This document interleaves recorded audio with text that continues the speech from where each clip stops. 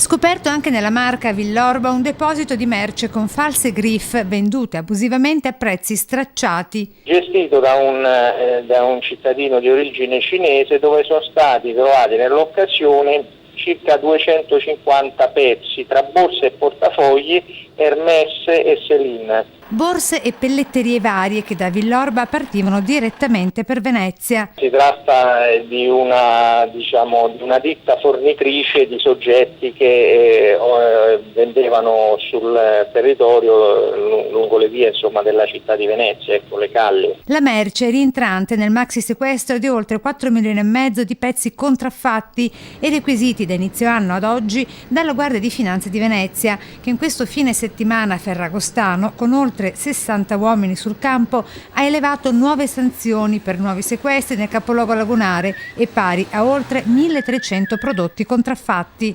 Mentre lungo i litorali del Veneto parliamo di circa 4.500 pezzi sottoposti a sequestro. Controlli anche in bar, ristoranti e locali per gli sprovveduti dello scontrino fiscale. Tra i 70 multati anche qualche trevigiano, ma non soltanto. Il più indisciplinato è stato un cittadino di origine bengalese, titolare di un bazar nell'area di Sottomarina, che è stato sanzionato per ben 2 volte da 2 pattuglie diverse nella stessa giornata.